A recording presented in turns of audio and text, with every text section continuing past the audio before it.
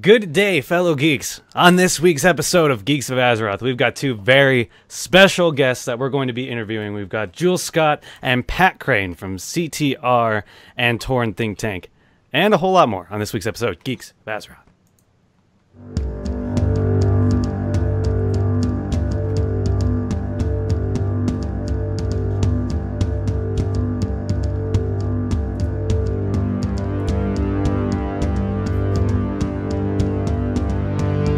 By geeks. About geeks.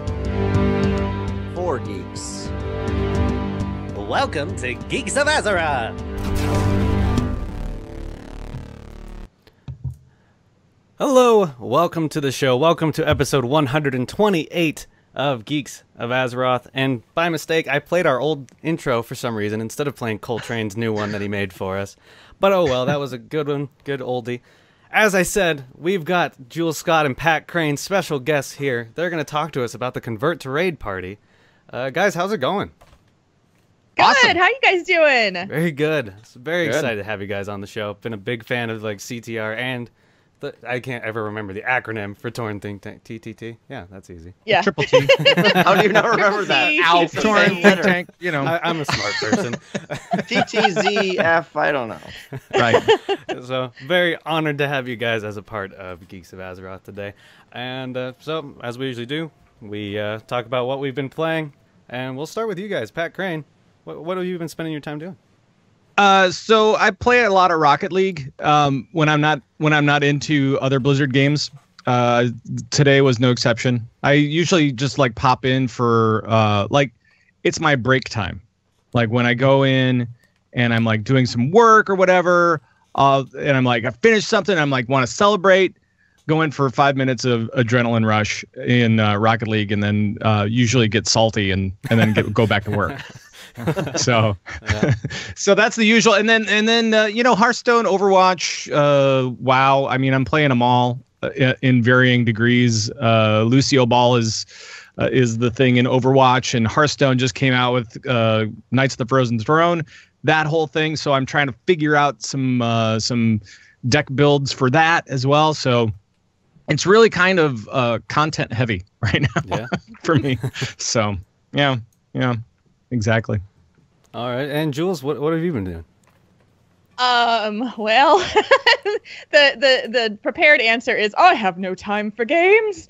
But mainly just because it's so busy right now with preparing for the party and all that type. When I do have, like, I watch a ton of Heroes esports. HGC is my thing. I love it. Yeah.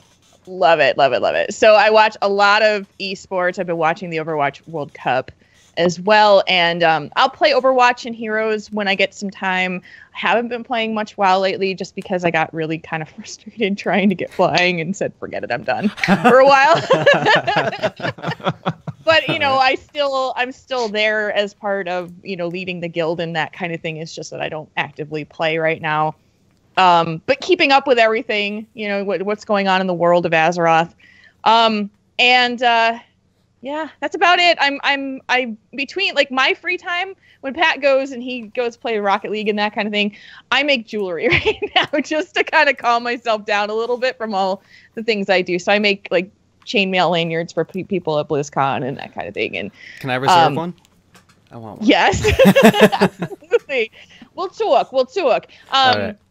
Yeah, it's been great. So between like planning the party and all that kind of thing, I'm sorry to say my gaming time has been kind of limited, but that will change. Like winter in Minnesota sucks, so there's going to be lots of gaming time coming soon. Really does. Yeah. It really does. Snowed in sucks, or just Well, It's when it cold. Yeah, when it gets snows to a like lot. minus 30, you know, you don't want to go outside really a lot. Yeah. So I'm familiar. I live in a Great White North state as well, so yeah, I understand the winter gaming is the best gaming. It is. Mhm. Britza, well, I guess we'll talk about the old guys that we don't care about anymore. Britza, we'll start with you. What have you been Yeah, playing? I'm still here. So we were talking before the show. A bit of Lucio Ball has been pretty much all my Overwatch time, and inadvertently doing okay at that. I kind of find that I just run around and the ball ends up going into the net, and I don't know how, but hey, I'm getting loot boxes out of it, and at the end of the day, as long as you're getting loot boxes, that's all that matters. And just a bit of Heroes, really. I've been trying to dip in and out. I said I was going to get back into Heroes as one of my more serious Blizzard games, and I just haven't got around to that because of like work and other stuff going on at the moment. So looking forward to hopefully taking some time off this week to just throw myself into that and play ranked, which is something I say with a lot of nervousness in my voice. I've gone through Overwatch ranked. I'm now going to go through Heroes ranked. So hopefully I don't hate Blizzard games by the end of it. All right, fair enough. Let's go Gary. Sleepy Gary. Epic Geeks Gary. Gare Bear. A lot of WoW. Far too much. So our guild, both me and Tarly, are in the same guild, and they were foolish enough to appoint me raid lead of not just one team, but both now. And that takes up a surprising amount of time that, you know, I also foolishly agreed to. So, yeah, I'm just trying to keep up with that now and playing Heroes when I get a chance. HGC is always fantastic. That's what I spend most of my Sundays doing because, well, I still have to do real life things, unfortunately, and it's a good thing to just put on in the background and listen to people yell about how great people are at video games and pretend that it's me while, you know, I have to do dishes. Right. All right, and Zool, what have you been doing? I've been bouncing all over the place on the PS4. A little bit of Overwatch, Lucio Ball, a little bit of Diablo on there, and then otherwise also playing some Skyrim Special Edition and trying out the... That's not a Blizzard game. I know. I play non-Blizzard games. It's okay.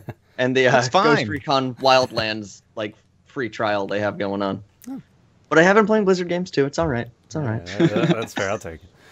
And lots of WoW for me. Been playing the Blood DK because now I'm tanking on our second raid team. That's very sudden news, so got to get that geared up. Already 905 eye level, so we're getting there. We're getting there. Yeah, looking forward to progression tonight. Hopefully we can get some heroic kill Jaden progression. Yeah. You got Pat Krane. Do you still raid in your guild?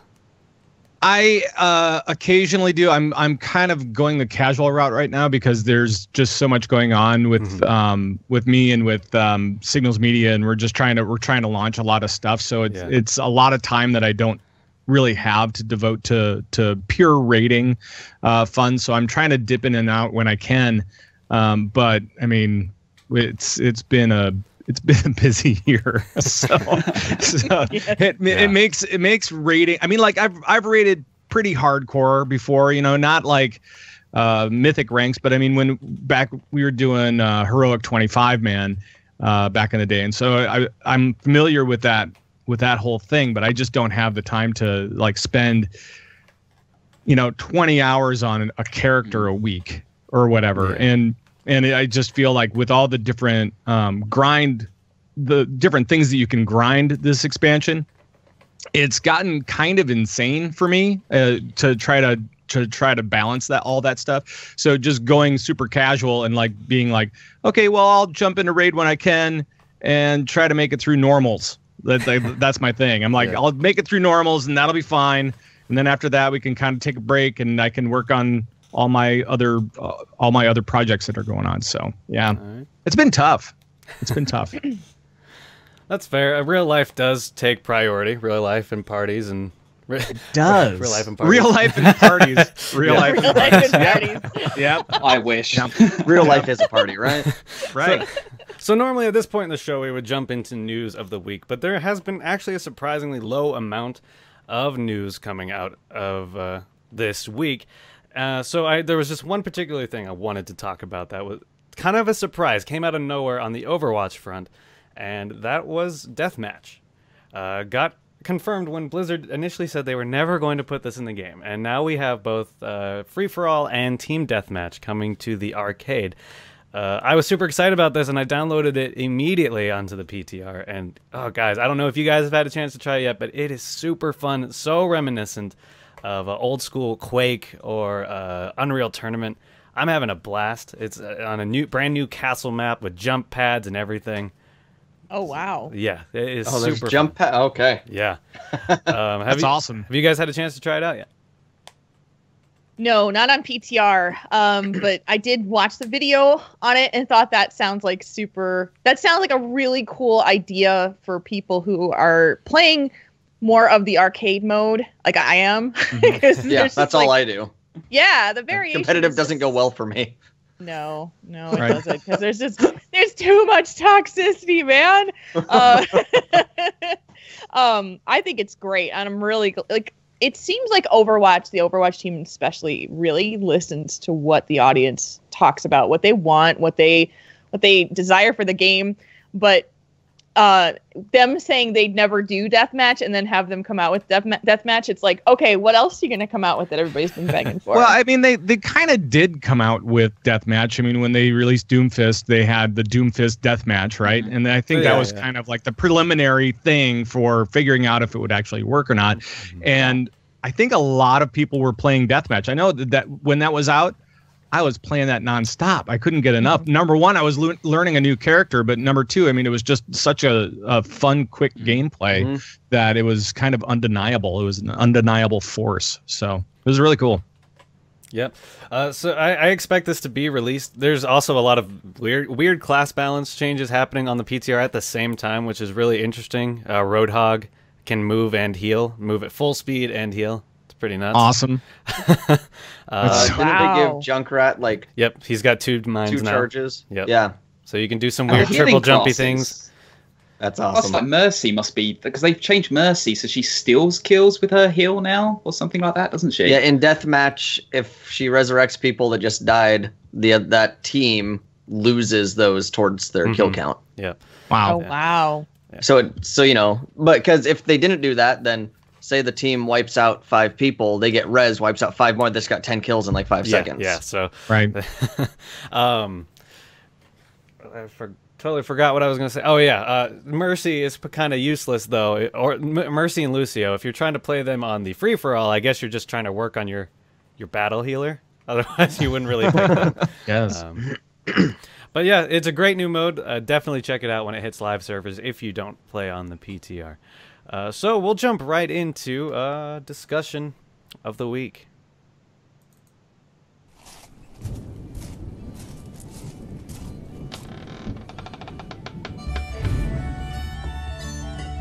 And then he swooped down from above. I tell ya, you should have seen the size of those wings.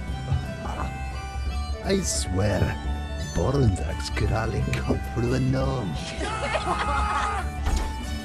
What's a Drenna anyhow? Can I drink it?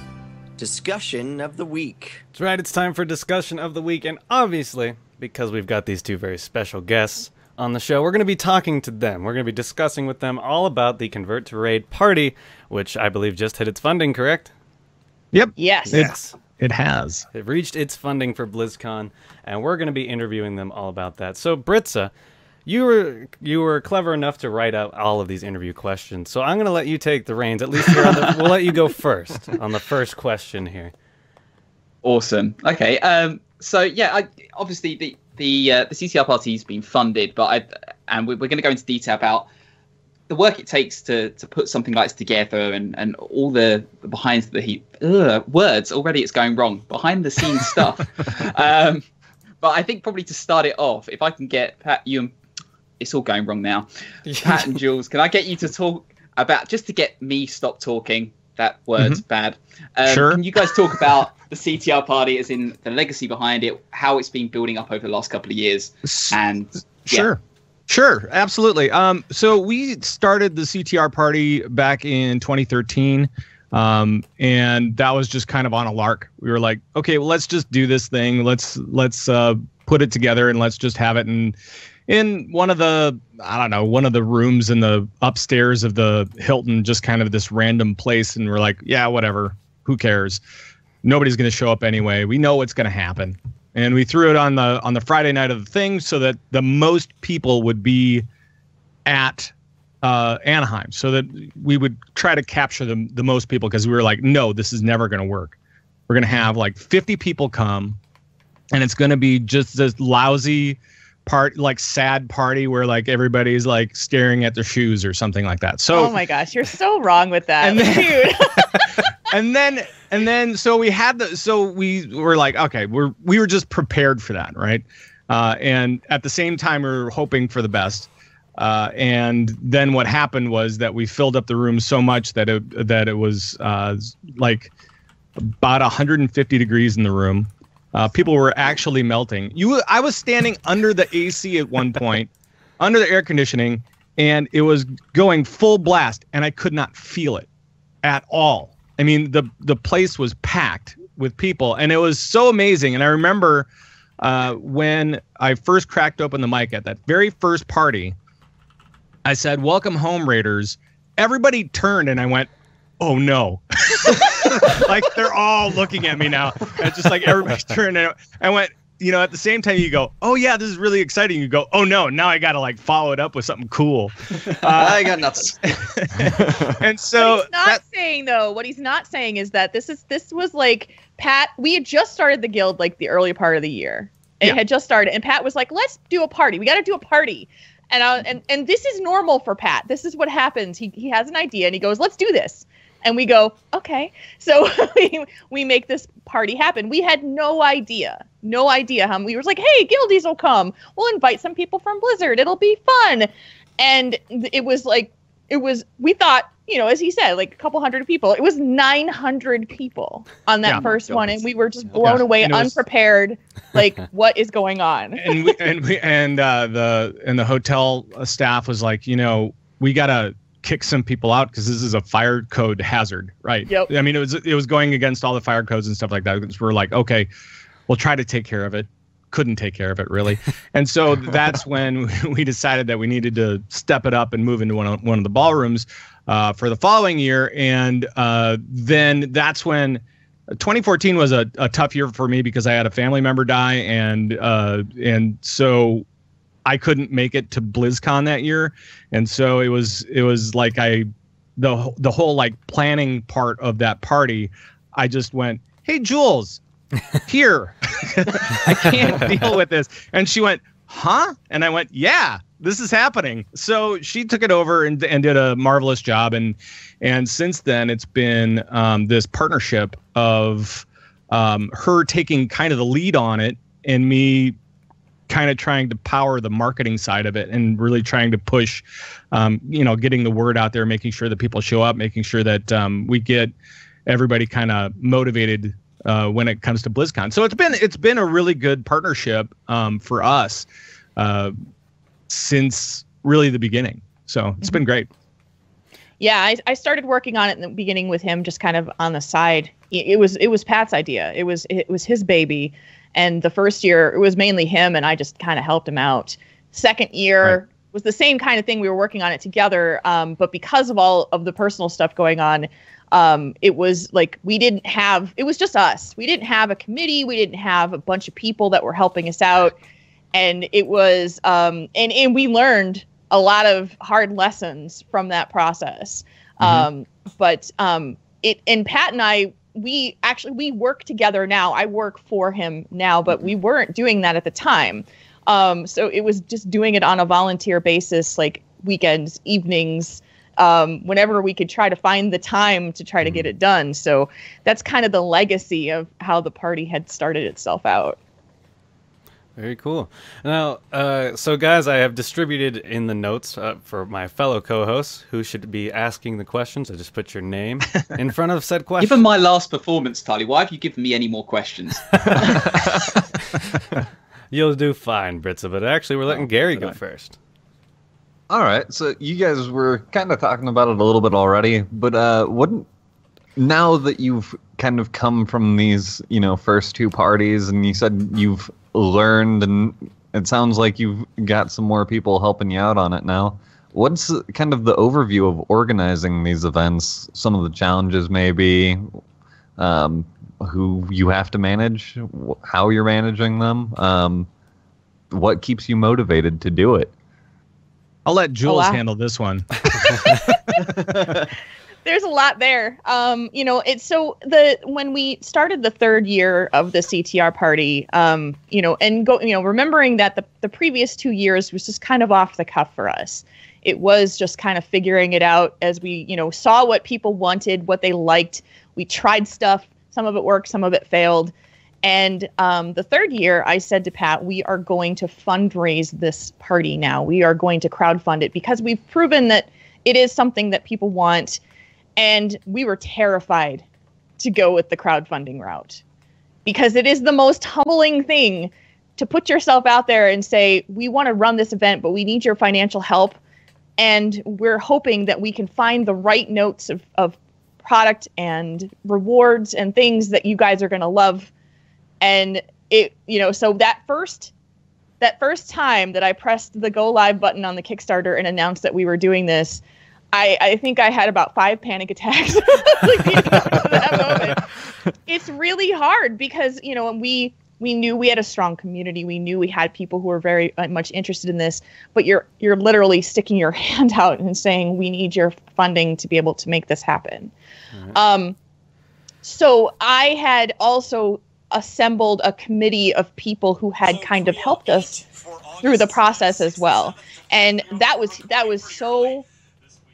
such a great learning experience for us because we needed to know, and I had too many people. Like, I knew this right away. I had gathered way too many people and there were too many cooks in the kitchen. It was way too much trying to navigate personalities.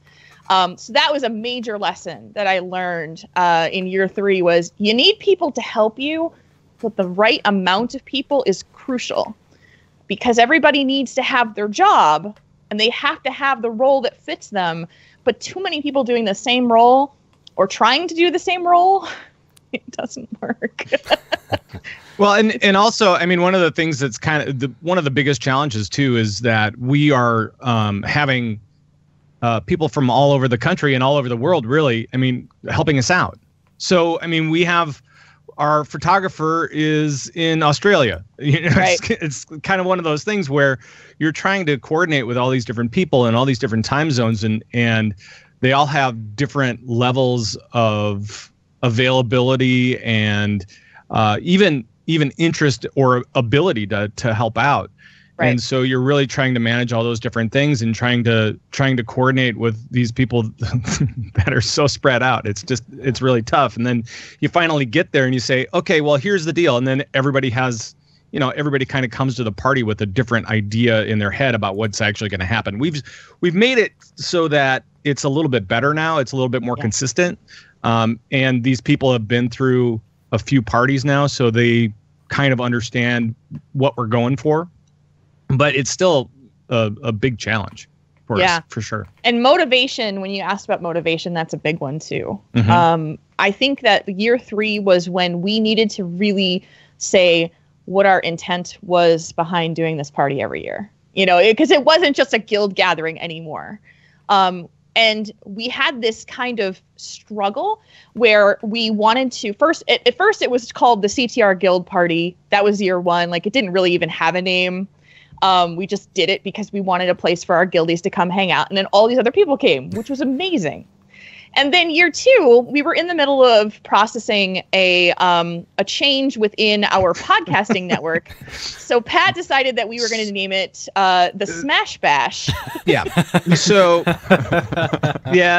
so I have a tendency to have the attention span of a gnat when it comes to to marketing schemes and stuff like that. So we've changed the name a bunch of times. And then it was Well Played for a couple of years, and now we're just going back to basics. We're just saying, you know what? Let's call it the CTR Party. People call it the CTR Party. Let's just say what it is and then just be done with it. And then we should talk about that though, because we were trying to find our identity of who we were, and we had Smash Bash associated, and nobody knew what that was. Nobody cared about that at all. Nobody cared. No. So we decided then, I gathered this committee of people, and we came up with the name Well Played. We wanted this party to be just not the guild party. We wanted it to be a community party. So we wanted to take the name CTR out of there and do that. And that flopped. Because everybody was still calling us the CTR Party. That was our identity, even though we were trying to maybe change it. And we lasted 2 years with Well Played. And after last year's party, we were flying home from BlizzCon. And I looked at Pat on the plane and I just said, why are we making this so hard? Yeah. Why don't we just do call it what it is. Call it what it is. It's not going to alienate people to come to this if it's called the CTR Party. We were going under the moniker of keep it really hard. That's what we were like. We keep it extremely confusing for people, and now we're going back to keep it simple, stupid. So that's just really strange. I just remember from being at BlizzCon, just always thinking like, yeah, let's go find the Convert to Raid party, like, just naturally associating it with exactly. And now you can try as hell, try like hell to remarket yourself. But if people don't see you that way, it is in your best interest to follow where they're taking you, And so what keeps us motivated in doing that is to see how people get so excited about that specific event. It's our people in the guild. Yes, they love it. They think it's the most amazing thing for them to have a space, but it's also an awesome time for people. I've had people come up to me at the party and say, I've met new friends because I came here. And I met new people that I wouldn't have met before. I had a guy who came up to me at last year's party, and he said, Jules, you said hi to me the year before, and you talked to me, and you introduced me to a couple of people. And I came back this year, and I donated because of the great time that I had. And I was like, okay, then, if I ever need, if I'm stressed out and freaking out because nothing's going right with the party, and I need a moment where I'm just like, oh, why am I doing this? That's what I remember. I remember the photos. I remember the people. I remember the stories and the smiling faces of people watching like the dance contest and cracking up at our, at the guys up on the stage, Sharku and Gizmo falling all over themselves. It's the best. All right, Zool, want to go ahead with your question?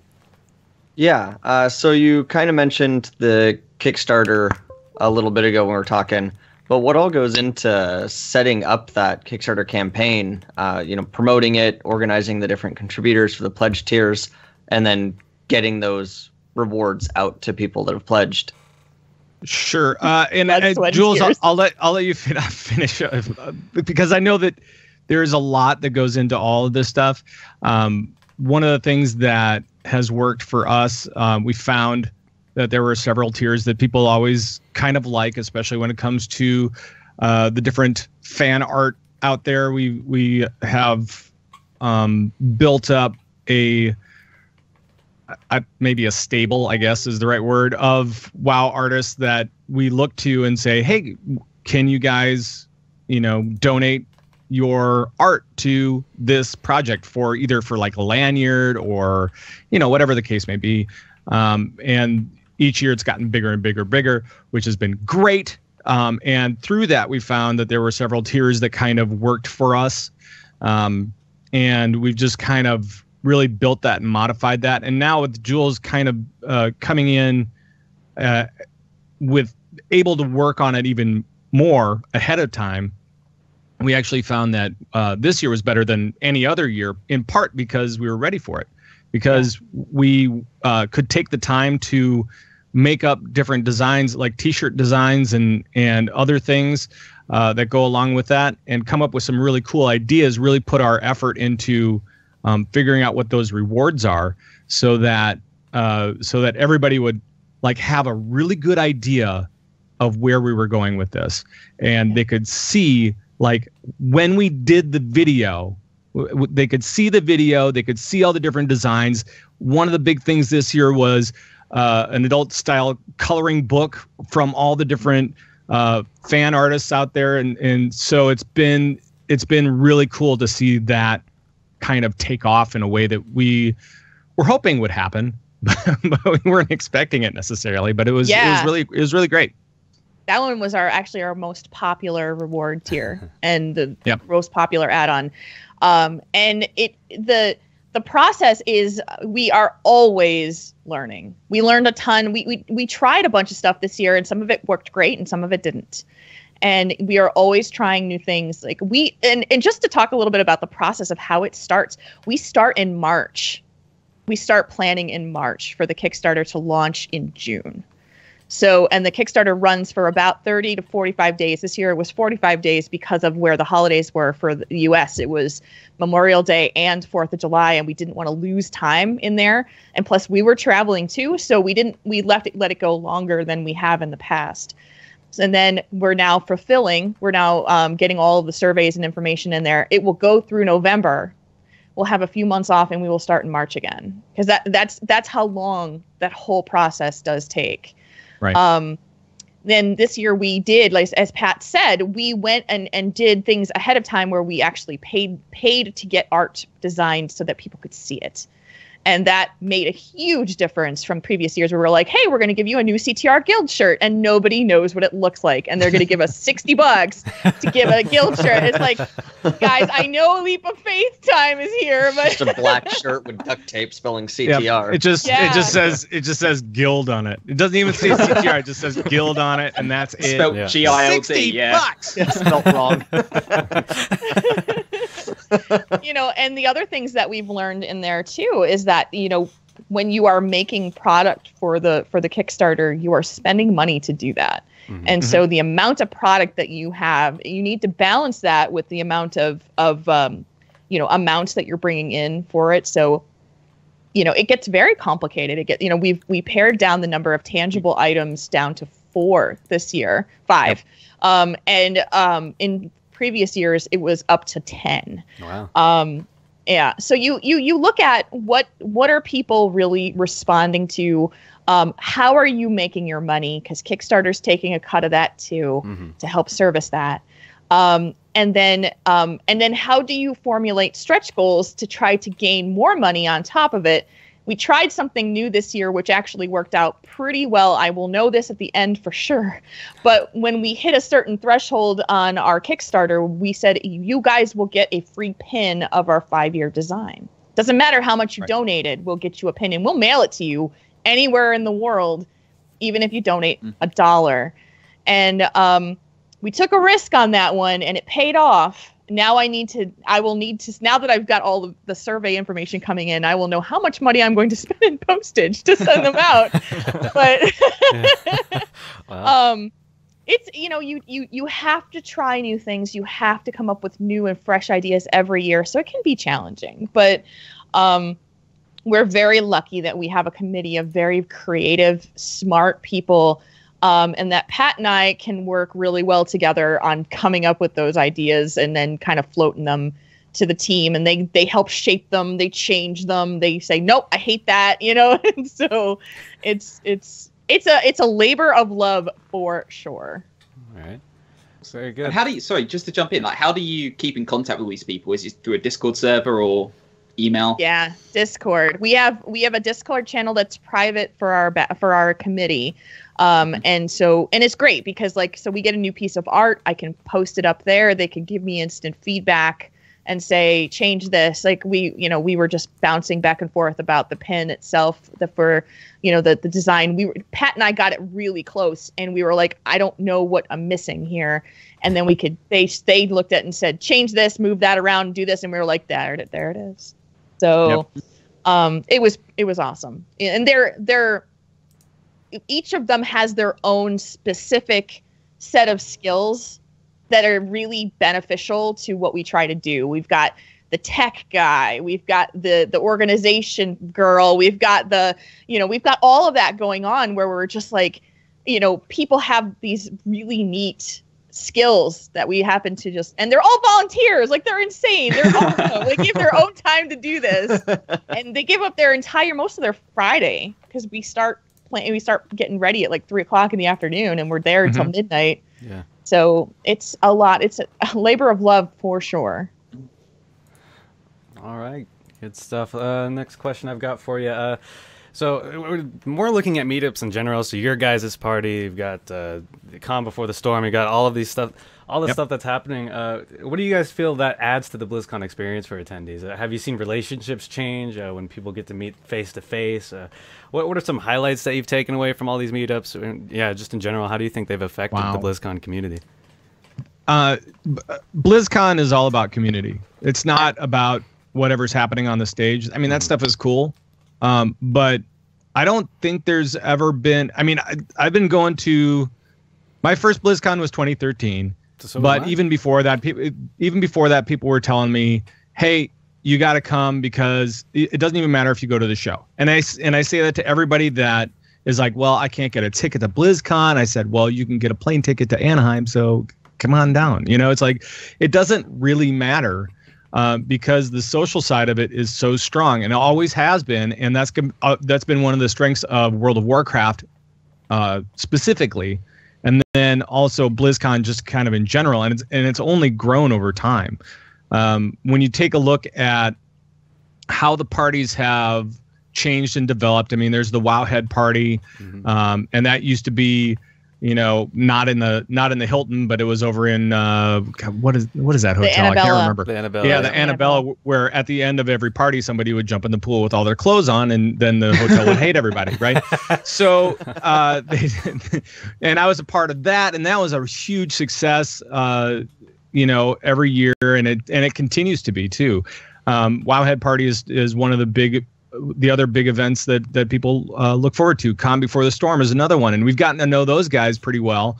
And they're, you know, a great group of people that really have a passion for all this community building stuff, as do we. And so we take a look at all this stuff as a real great opportunity to make real connections with people, you know, and that's what this is about. Like, in game, we team up, we fight bosses, we do these things because it's a lot of fun. And now with all the different games, there are more teams than ever, both small and large scale, right?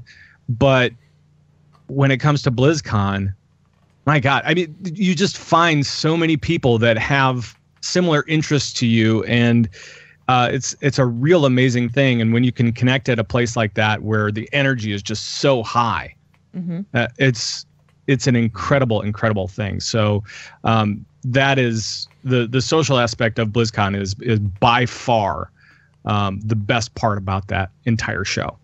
Yeah. And Calm Before the Storm is, I think that what they do, especially with their meet and greets for the personalities within the community, is amazing, because it really gives opportunity for people to come and to see the people who are the esports personalities, the podcasters, the artists, the people that they admire and want to connect with, and maybe are a little bit too afraid to do that. Because I know that there are a lot of people that come to BlizzCon who are very socially anxious. They have this discomfort with going up to somebody and telling them how much they like their work. And these community parties have really given opportunity for people to get past some of that regret that they didn't get to do that. You know, I've seen people going up to Ian Hazzikostas at our party, and he's got a crowd of people around him, and he makes time for every person that's there. Hold on, let me just break in with an aside real quick. Yeah, because you brought up Ian Hazzikostas. So the very first party that we were in, when it was 150 degrees and nobody could feel the AC at all, Ian Hazzikostas walks into the party. Immediately, there are 10 people swarming him and pushing him into a corner. And I'm like, oh, great. Ian Hazzikostas is going to die at our party. And it's all But no, it was really cool. People were just asking him questions and being like really curious and being super friendly and being awesome. And so it's that kind of spirit that you are really driven by. And that's one of those reasons why we keep on doing the party, because it's just so fun. That's something I've noticed about all the parties that I go to while at BlizzCon, is it's so great to see Blizzard themselves showing up to all these parties, all their developers and community members. I mean, that's got to be a great feeling to see those guys coming to your party. It is great. Yeah. And they'll also bring like pro players and other folks to the party as well. I mean, you know, I've gotten to meet so many different developers and pro gamers and just, you know, like those big name raid teams and stuff like that. It's been an amazing ride, and every year is a little bit different, but I still, you know, when I go to BlizzCon and I see Sloot, I go and say hi to him, because you know what? I know he's probably going to buy me a drink. So, so I will go up to him and say, hey man, it's been a while since we've talked. And he goes, yeah, you want a drink? Yeah. I pay him back later, but you know. Very good. Something tells me free bar might be part of the marketing. That would be amazing if we could actually get. We were talking about You know, Looked at that, especially actually. for the CTR party, we were talking about doing you know, like an hour of open bar, 1 hour, and to Wow. do that, we would need what was it, $25,000, something like that. I mean, it's just Wow. like We would have to really raise a crazy. total of $25,000 to be It able would to actually just have for an the bar. hour. Well, and I was gonna And say it's the For 1 hour of open bar. the lines at the bars are already bad at the parties, so I can only It's- imagine yeah, if it was an exactly. open bar. Exactly. Yeah, if it was open bar, and then plus there would be like, I'm sure there would be some sort of legal ramifications if we did that. Liabilities. Yeah. Ian Huss yeah. opposed to jumping into the pool. Yep. Exactly. Exactly. Wasn't it the CTR party where you had the amazing speech? I don't remember what you call it. So there was the Kinsman speech. That was not Yes. actually. Oh, yes. That was not actually in the party. It was actually before the party, the day before the party. One of our guild members was in the Hilton bar and got up and gave this incredibly motivating speech, completely drunk off his butt. And he was, you know, saying, "Kinsmen rise," you know, all this type of stuff. For the Alliance. Right. And some people really thought it was awesome, and other people were like, "Wow, this guy needs help." Probably a little bit of both. Yeah, that Pat was not there for that year. That was No. the 2014 year, and so it has now become one of our memes. From those who remember Kinsman back ride. then, Yep. Kinsman, please, yeah. It was amazing and it was a lot of fun. But we've had, I think what is best known at the CTR party is our dance contest. It is one of the funniest things that I have ever seen happen at any, you know, and every year it's different. And every year the players are different, but it usually involves Sharku. So if you listen to Convert Trade, then Sharku is there. I think Gary and I are gonna have to participate in the dance competition. Sure. this year. Yes. Sure, do it. You don't want do it. that. Oh, jeez. You don't want. You know, I think a highlight for me last year was two highlights at the party. Just being at the base of the Hilton, seeing the Reinhardt cosplay guy walk in, and he was getting surrounded by people, but he's just trying to get to where he's going. And I just hear him inside his suit, just out of my way, get out of my way. I can't see you, get out of my way. And then he said, "Hammer down." Yep. And then And then was seeing Gary meet. I don't know if you guys know who Roddy is, but he's a StarCraft 2 streamer who Gary admires very much so. And seeing him meet Roddy, he was such a blubbering idiot. Oh, it was hilarious. It was terrible. I'm not normally a socially awkward person, but I walked up to this guy and I'm like, I have no idea how English, but hi. And Right. I like you. Right. good job. it's kind of like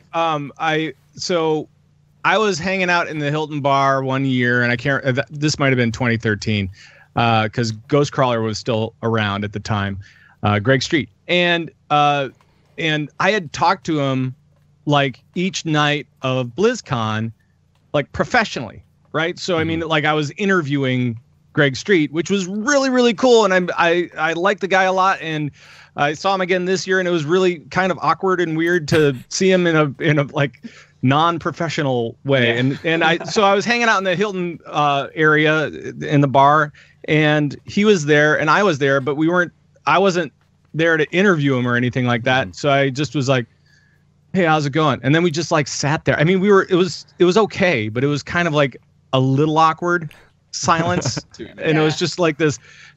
We're both just kind of a little road worn at the time, but yeah, it's amazing how you can all of a sudden just be like, I don't know what to say to you other than hi, I like you. I had a fair moment. My first time at BlizzCon, I met Panzer from Trade Chat, and I exact same reaction. Just hi, selfie, yes, hello. Yep. So, yeah, I think we all have that moment once, Gary. Yeah, sure. I think that's a good thing to linger on. So, Pat and Jules, obviously, there's going to be people who are coming to the CTR party who are either going to feel that way. Possibly, I think it's fair to say, perhaps towards yourselves, because they've listened to the podcast and they want to meet you for the first time, or they're approaching other people at the convention. What advice would you give to people who are in all these situations where they're looking at someone, they want to say hi, but they're like, I'm going to make myself look like a complete idiot in front of them, and I don't want to do it? if you feel like you're going to be a complete idiot, I would, especially if you come up and say hi to me, just feel free to listen to any one of my shows where I am a complete idiot for an hour plus, and you should feel right at home. No, seriously, it is basically, we know what's going on. We are there. We are there to meet people. We are there to meet you. We are there. I mean, no matter who is listening to this right now, at BlizzCon. BlizzCon is about connecting with fans of Blizzard games. That's it. I mean, for me, that is really it. I can talk to all the devs or whatever and be like, okay, whatever. Here's what's coming up. Blah blah blah blah blah. But my goal at any BlizzCon is to meet up with other fans of Blizzard games. I don't care whether you're a fan of me or not. I just want to meet people that are as excited as and enthusiastic about the community and about the games as much as I can. So come on up, say hi. I don't care if you're awkward. I don't care if you just say, hey, selfie. Yeah, sure. Obviously, yes. And then we'll kick off maybe a small conversation. That would be great. I'm going to find you, Pat, and then I'm just, selfie. And just walk away. Right.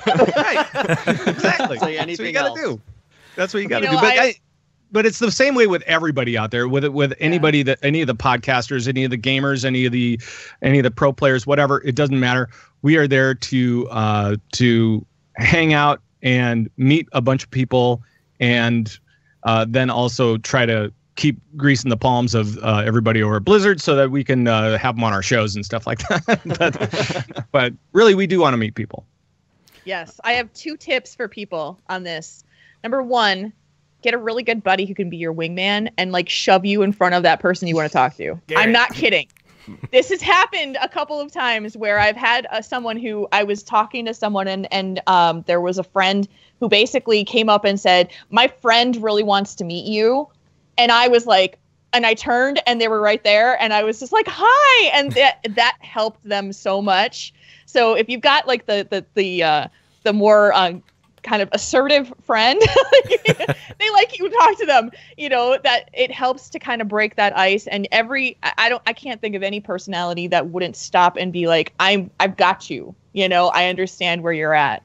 And number 2, if you've ever interacted with like Pat or me or anybody that you want to meet on in social media, or if you've ever, tell us who you are. Like say, I'm Tom from Geeks of Azeroth. And I will be like, oh my God, yes. And then, it makes sense. It makes sense. Don't be afraid to make an association to that person, because it really does help. We want to recognize you, but sometimes we have the worst memories because we suck. That's me. That's me for sure. There's a lot of people. There's a lot of people there. And we interact with a lot of people, and I never want someone to feel like I don't remember them. So if you don't be afraid to tell me who you are. This is how I've talked to you before, and I will be like, yes.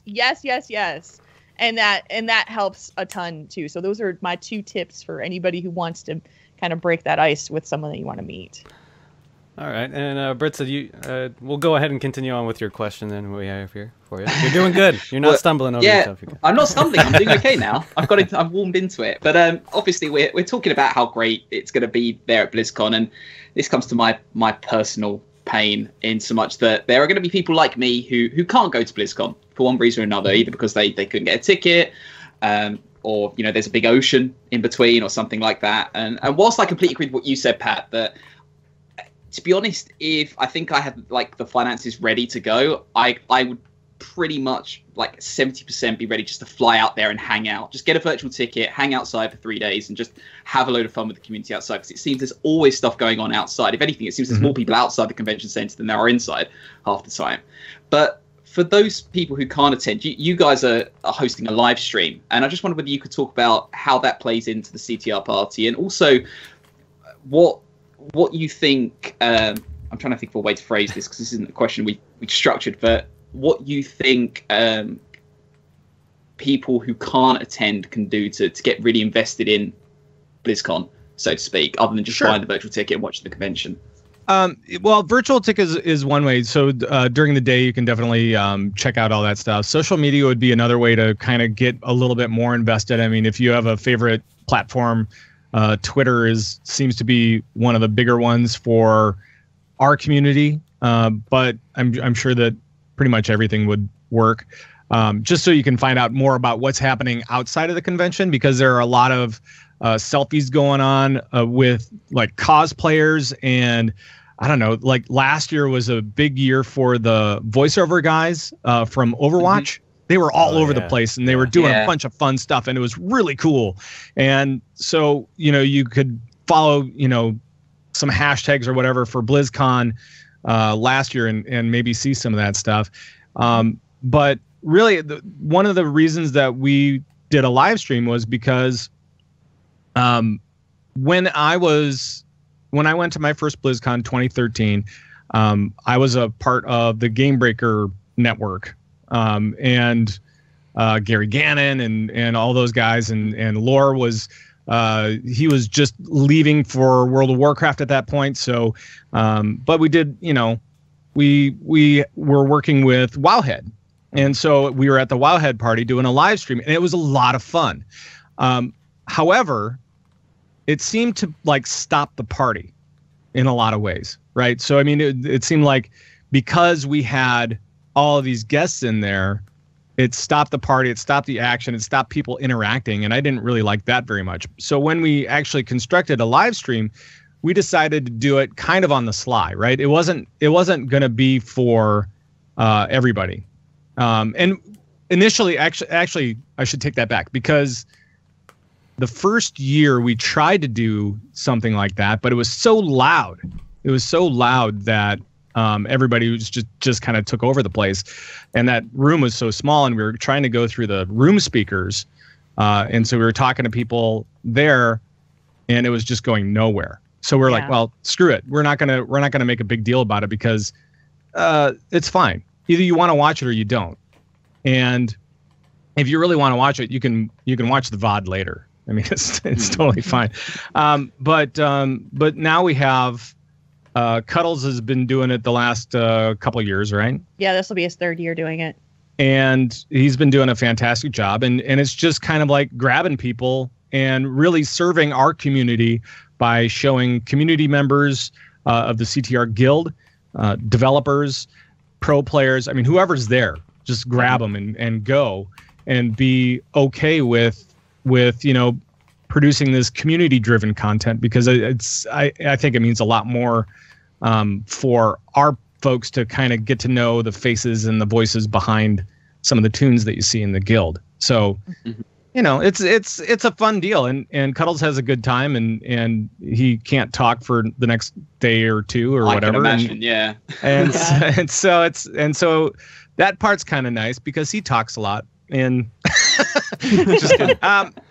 But no, it's just a lot of fun, and it's a way to connect with those people that can't make it. And there are so many of our guildies. I mean, we have a fairly large guild, not gonna lie. Yeah. And they're from all over the place, and serving those guys is kind of our main goal for all of this stuff. Anyway, yes, we want to have fun at BlizzCon, and yes, we want to meet new people, and yes, we want to be a party for everyone coming in there. But we know that the guys who donated to the party, we know that the guys that are watching the live stream, we know that those guys are mainly going to be our guildies, our guild members, and the ones that have joined our community and have been a part of it for a while. And so we want to make sure to thank them for all of their support over the last 5 years. So, yeah. Very cool. Gary, you got the next question. So this one excites me. I'm pretty sure he added it just because I asked him to, honestly. So we're a big fan of just throwing out random theories on this show, and we've gotten really good at making them accurate, right? But we call it our tinfoil hat time. So I want to have a little bit of tinfoil hat time with you. What do you guys think are going to be announced, or updates and Blizzard stuff at BlizzCon this year, maybe esports results, or whatever you want, as ridiculous as you want to make it. What do you think's going to happen? Jules, do you want to take this one first? Oh, yikes. I seriously have not given this any thought at all because my brain isn't there yet. So I guess I would say we're gonna get 2 new heroes in Overwatch. 2? We're gonna get there's gonna be 2 announced. I don't know why I'm thinking 2, but there's just 2.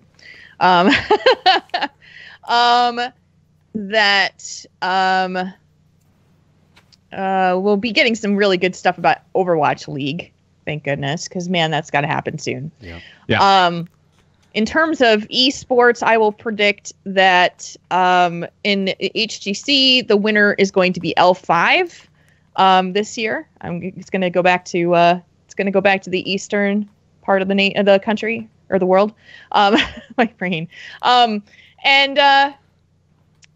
WoW gets its. Actually, I think WoW's getting its new expansion announcement at Gamescom. So I don't know what's going to come up for WoW. So we share that opinion. I think so too. Yeah. Yeah. Hope so. So my prediction is that the theme for BlizzCon this year will be it's raining Jaina. Like everything is Jaina. So obviously Jaina is a part of the key art for BlizzCon this year. They've let that loose. So all the theories are going wild, right? And so we're expecting that Jaina will be a big part of the next expansion for WoW. But, I think to really fit It's Raining Jaina theme, that she needs to make more appearances everywhere. Like there might be a Kirin Tor map in Heroes of the Storm. There could be, let's see, she's going to be, I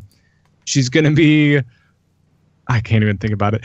She's going to take over for Mercy in Overwatch for a while. Like there'll be like a 4 weeks of just Jaina instead of Mercy. Yeah, I'll take it. And then something with StarCraft 2. Who knows? But I think the theme replace tempests with mages. There you go. Sure. Jaina. I think it's raining Jaina. That's my really bad prediction. So do you have an idea of what role she might play in the next WoW expansion? Like instead of Dadgar, are we gonna have Mama Jaina? Yeah. Well, I don't think it'll be Dadgar. So I think Jaina will be more Arthas-like. So not necessarily bad or anything like that, because I didn't say Lich King, because that would be just way too obvious for a mage to go frosty, right? But I think that there's a big story to tell, because she's gone crazy. She's rejected the Kirin Tor, and so she's maybe going home and starting some stuff on her own. And who knows what kind of game she's going to play with everything. And of course there's the big theory that Jaina is a dreadlord. That Jesse Cox has been trying to get going for years. I believe it at this point. I mean, do you see her eyes? They look very dreadlordy. she may be a dreadlord. It's a new faction, the Jaina faction. That's right. But so I think that there are a lot of possibilities for that stuff, and I know that the WoW team is kind of crazy with story. So I'm guessing that it'll be a 3-parter worth tuning in for on that one. Cool. And of course, to conclude our interview, then, for everybody who's going to be at BlizzCon, where will we find the CTR Party? CTR Party is Friday night, right? Friday night, November 3rd. Yeah, and it's from 8 to midnight. Yes. In the Hilton, in one of the ballrooms. We take over one of the ballrooms, and then we have a bars up there, so there's more alcohol for everybody to imbibe, and music and fun and games and photo booth, and we'll have like swag. Well, like we're going through and we're picking out whether we want a foam sword to give away to people. I mean, like multiple foam swords, or well, hold on, let me grab it. You have it right there. Oh yeah, I have it. This is spoiler alert. You're getting this Oh my God. fresh. Whoa. It's a. I don't know if you can really see it. Here, let me. Hang on. It's not showing up too well. There you go. Let me shut off all the lights. I'll shut off all the lights. There we go. So Ooh. it's an LED plastic type sword. We're getting the exact model soon, hopefully. But we're trying to figure it out. So it's pretty cool. Pretty cool. So if you are headed to BlizzCon, definitely try to make the time to head to the CTR Party. The really crappy cosplay swords are over at All right, so it is that time of the show. Do you guys have time to play a little game with us? Sure. All right, we're going to roll another sounder that Coltrane made for us. It's time for Blizzard 20 Questions. Geeks of Azeroth, the moment has arrived. Have you studied the lore? Studied the lore? I am the lore! It's time for Blizzard 20 Questions. That's right. It's time for Blizzard 20 Questions. And I've got the question, or no, I've got the answer. And we've got 5 people this time asking the questions. So hopefully you guys can come up with an answer. You guys can go ahead and get started. We'll start with Pat. Why don't you go ahead and ask the first question? Oh no! I'll defer to somebody else. Somebody else kick it off for me. I'm a little rusty at 20 questions. Yeah. See, it was Jules, you wanna my go first time back in a while last week, and they made me do the first question. So You can do the first question this week Yeah, you too. can do That'd it, be Zul. great. Give us an example. That'd be great. So come on. Sleepy Gary's got it. All right. Okay. Is it this Jaina? from Warcraft? Yes, it is from Warcraft. Also, you guys can look at the show notes. I fill out the questions as you ask them, so you can look back and see what's been asked. Oh, all right. Yeah, we're organised apparently. I'll jump in and say, is it a character? Yes, it is a character. I smell Jaina. Let's see. Let's see. Is it a female character? No. All right. Still think it's Jaina. Is it a human character? Yes. Okay. Hmm. We usually don't get this many yes answers for a I know. while. I know. Is this character royal? No. All right. Is this someone playing a role in the current expansion? Yes.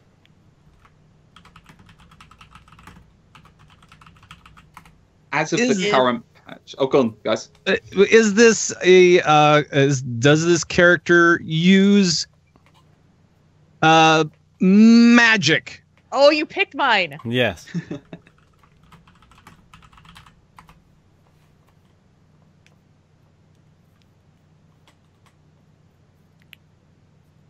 Is this character still alive as of patch 7.2.5? Oh, hesitation. Yes. Hesitation. Yes. Or I threw in hesitation to confuse you. Oh. Is this person the Lich King? No, no, no. That would be royalty. He's not a royal, right? That's true. That's true. Well, is the Lich King a royal? Really? Yeah. Well, he's Yes. a king. He's Well, Here's a a and, king. he's, crown. and he's Arthas. He was a prince before that. So come on. Oh, what else?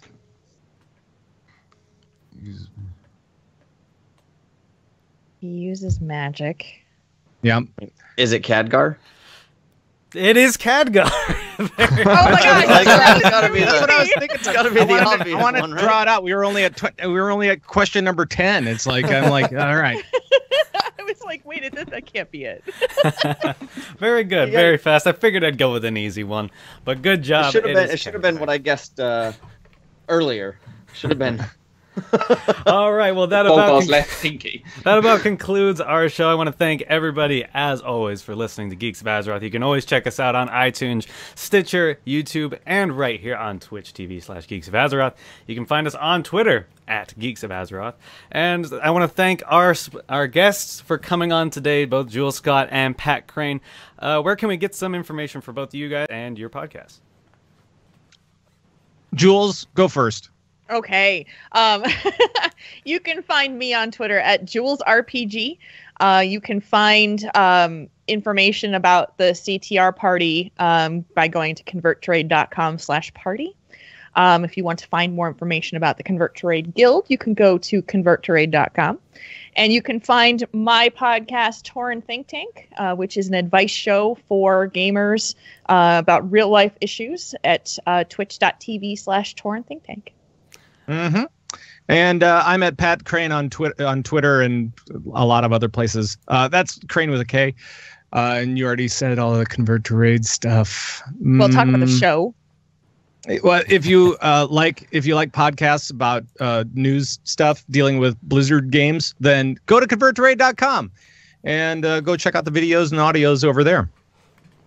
Very cool. I would definitely check out both of those podcasts. They're very good. CTR is what inspired me to start Geeks of Azeroth. Definitely check them out. You can find me on Twitter at Tarly_pause. Britza, where can we find you? You can find me at Britza_EG. Sleepy Gary. At Epic Geeks Gary. And Zool. You can find me at ZoolGeek. And, of course, you can always contact the show with your questions, fan mail, cat pictures. Send all of it to geeksofazerotheg@gmail.com. And remember to check out epicgeeks.co.uk for all of our podcasts and content that we create. Otherwise, we will see you same time, same place next week. Everyone, have a great week in Azeroth. Bye-bye.